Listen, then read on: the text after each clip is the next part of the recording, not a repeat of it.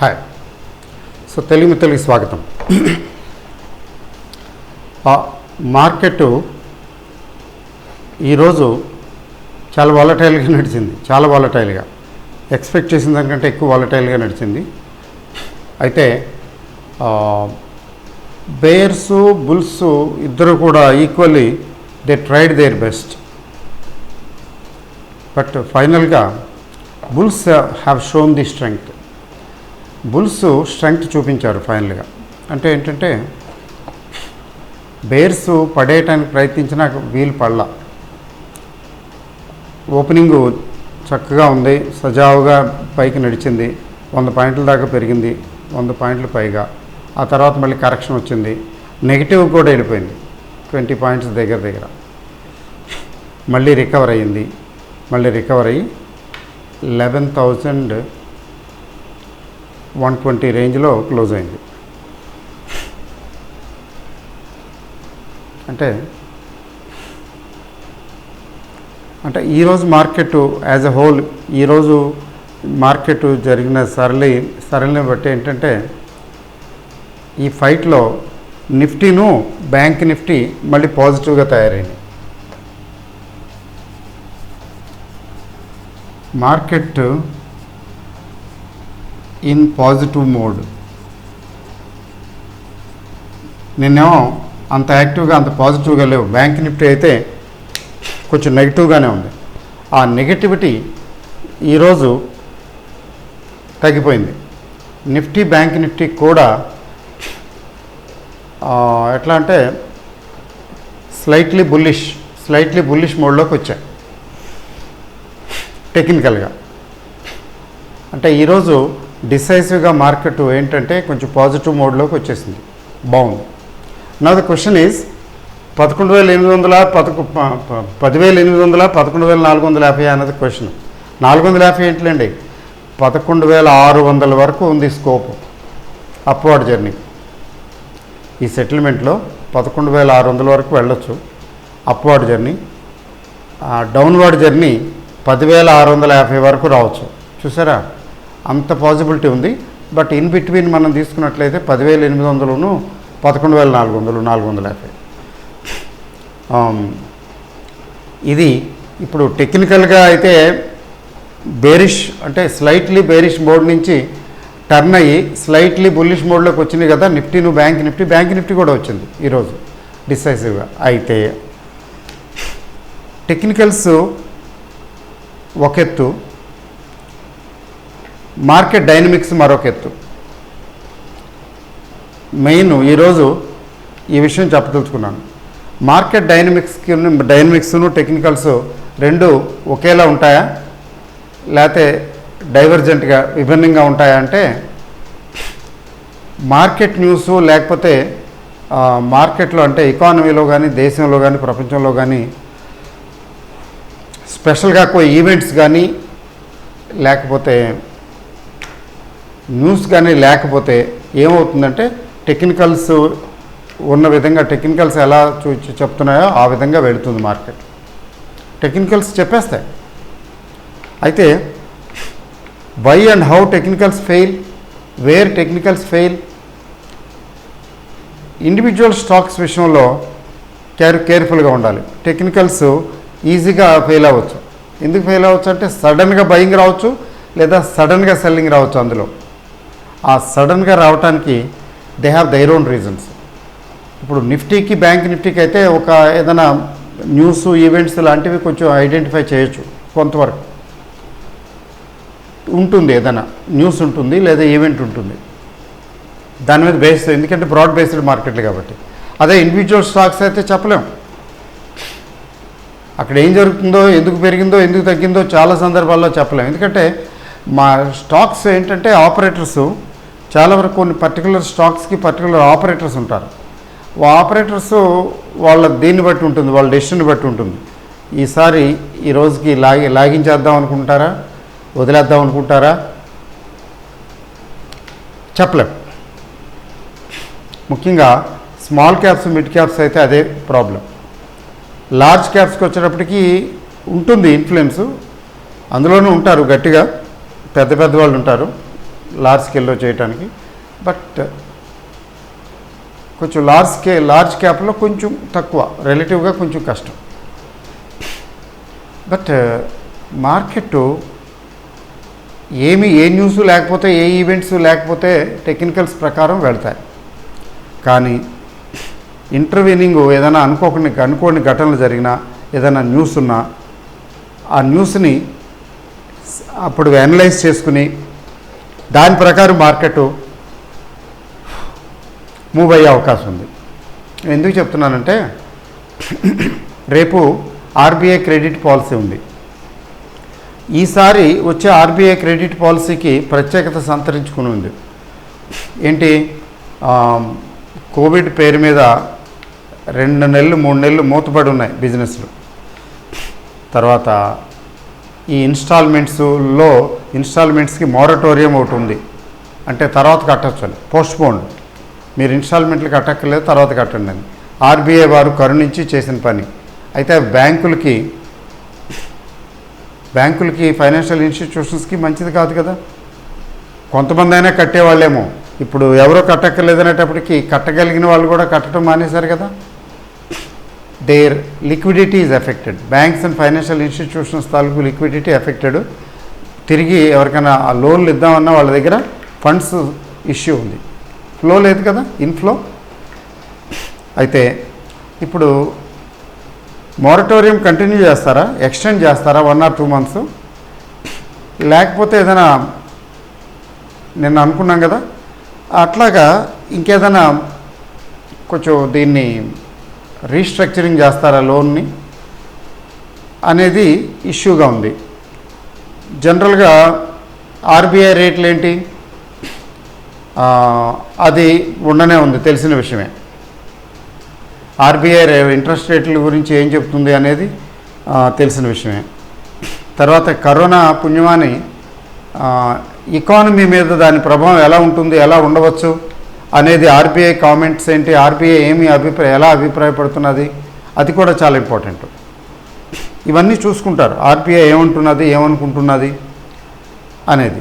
ముఖ్యంగా డాలర్ అయితే కొంచెం డాలర్ స్ట్రాంగ్గా లేదు కదా, ఓవరాల్గా గ్లోబల్గా డాలర్ పెద్దగా స్ట్రాంగ్గా లేదు. కానీ ఇండియన్ కరెన్సీ వీకే కదండి. 60s నుంచి 62, 65, 68 అట్లా ఉన్నట్టుండి 70 రేంజ్ నుంచి ఇప్పుడు 75 దగ్గర, 74, 75 దగ్గర స్టేబుల్గా ఉంది. ఒక రకంగా చెప్పాలంటే ఇండియన్ కరెన్సీ డౌన్ అయ్యి దేర్ డాలర్స్ బై మోర్, స్టాక్స్ని డాలర్స్ బై మోర్. ఈ మధ్యకాలంలో గమనించారో లేదో మీరు, యాక్టివిటీ తీసుకున్నట్లయితే ఎఫ్ఐఐ యాక్టివిటీ, డిఐఐ యాక్టివిటీ తీసుకున్నట్లయితే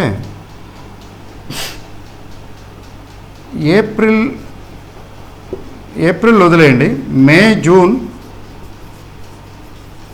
మే జూన్లో ఎఫ్ఐఐస్ బయర్స్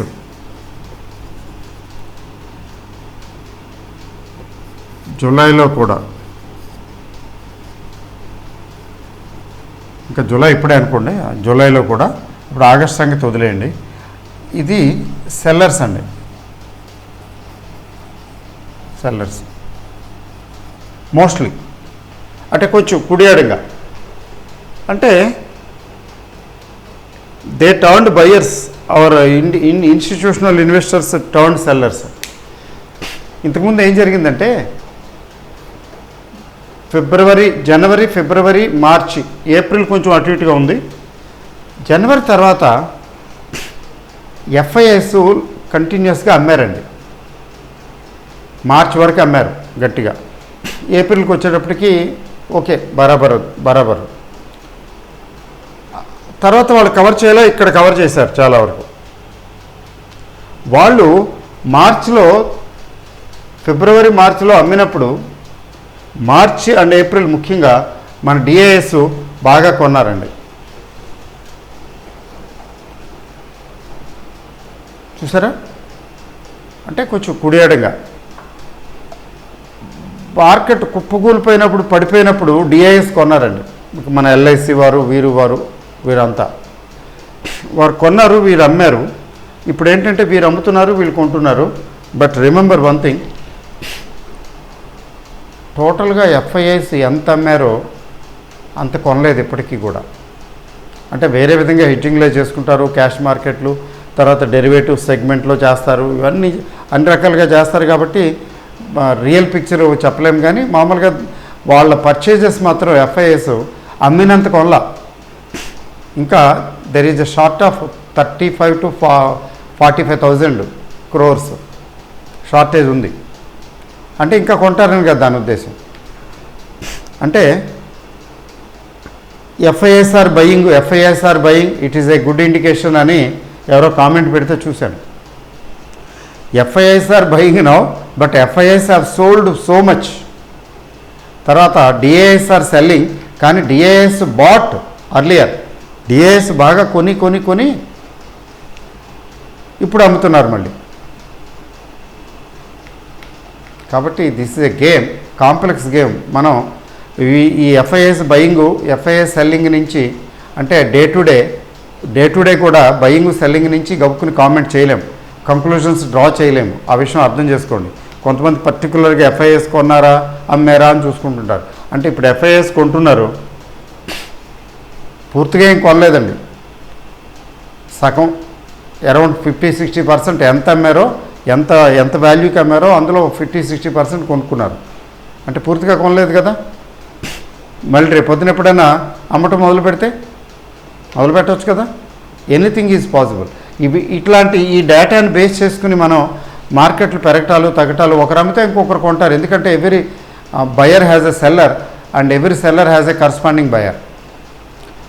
బయరు సెల్లరు ఇద్దరు కలిస్తే రెండు చేతులతోనే కదా తప్పట్లు మోగుతాయి. ఈ బయరు సెల్లరు కలిసిన కాంబినేషన్లోనే అక్కడ డీల్ జరుగుతుంది, ట్రాన్సాక్షన్ జరుగుతుంది. లేకపోతే ట్రాన్సాక్షన్ ఎలా జరుగుతుంది? అయితే సెల్లర్స్ క్వాంటిటీ ఎక్కువైతే ప్రైసెస్ తగ్గుతాయి. ప్రైస్ యాక్షన్లో డిఫరెన్స్ ఎక్కడ వస్తుందంటే, సెల్లింగ్ క్వాంటిటీ ఎక్కువైతే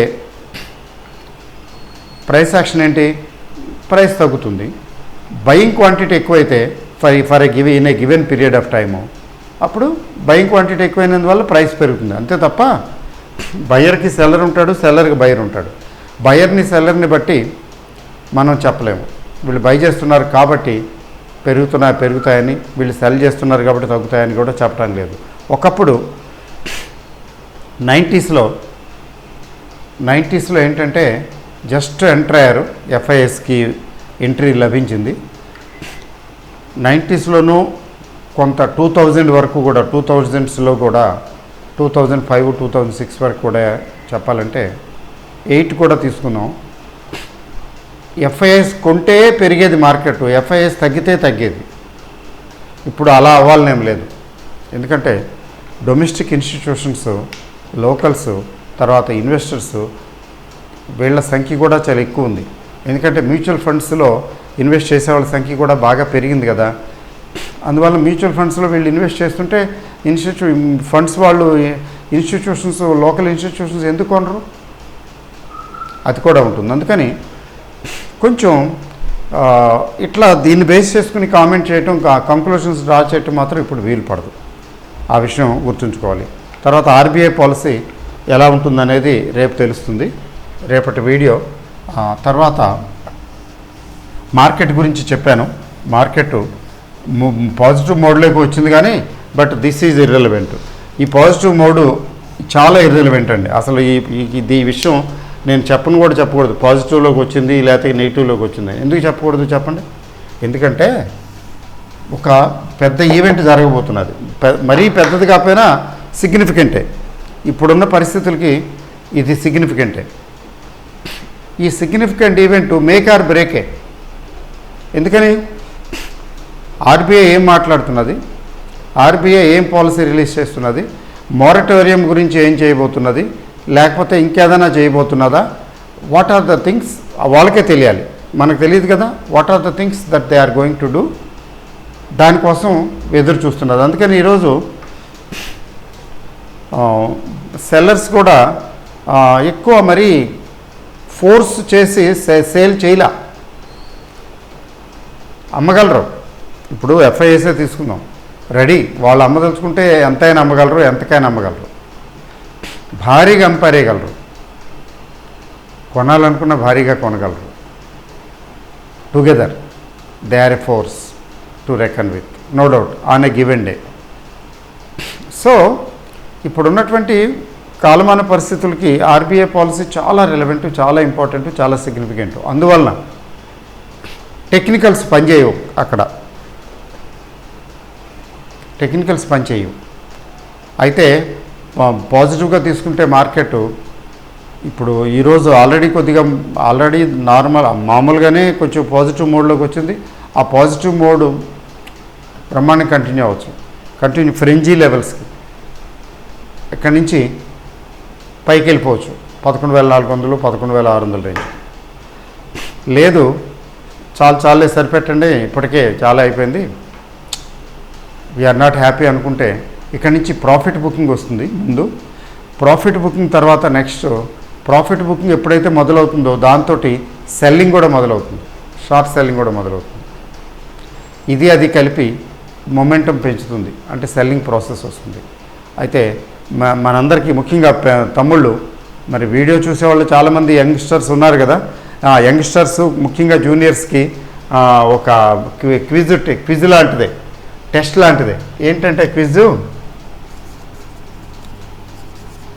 ఎందుకంటే ఇక్కడ టెక్నికల్స్ పనిచేయవు, ఆర్బీఐ పాలసీ, క్రెడిట్ పాలసీయే పనిచేయబోతున్నది. అందుకని మీకు క్విజ్ ఏంటంటే, టెస్ట్ ఏంటంటే, ఇది ఇటు వెళుతున్నదా లేదా ఇటు వస్తుందా. మనం 11,125 దగ్గర ఉన్నాం అనుకుందాం. ఏమండి, ఇక్కడి నుంచి ఇది ఇటు వెళుతుందా ఇటు వస్తుందా. అటు వస్తే పెరుగుతుంది, ఇటు వస్తే తగ్గుతుంది. ఇది మీకు టెస్ట్, మీరు మర్చిపోకుండా మీరు గెస్ చేసి, అంతకన్నా మీరు గెస్ చేయకుండా లాజిక్ ఏం అప్లై చేయకండి. ఎందుకంటే మీకు మనం అప్లై చేస్తే లాజిక్లు ఏం పనిచేయవు అక్కడ. అసలు లాజిక్లు అప్లై చేయకూడదు స్టాక్ మార్కెట్లో, అవసరం లేదు. It takes its own course. కాబట్టి ఒక రకంగా చెప్పాలంటే గెస్సింగ్ లాంటిదే, ఇంట్యూషన్ లాంటిది. ఇంట్యూజివ్గా చెప్పేయండి, మీరు మెసేజ్లు పెట్టండి. రేపు ఈరోజు వీడియోలో I expect large number of messages పెట్టండి. ఇది 11,400 ప్లస్కా లేకపోతే 10,800 మైనస్కా నేను చూస్తాను. I would like to see అవి మరి how many people go right and how many people go wrong, just for fun only. Let us see what happens. ఎందుకనంటే టెక్నికల్స్ బేస్ చేసుకుని చెప్పేది కాదు కదా ఇది. ఓకే అండి, సో తప్పకుండా మెసేజ్లు పెట్టండి.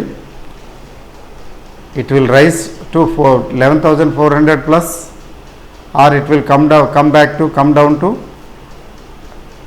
10,800 మైనస్, 10,800 ఆర్ లెస్. ఓకే అండి, సో తప్పకుండా పార్టిసిపేట్ చేయండి. Let us see. So thank you very much.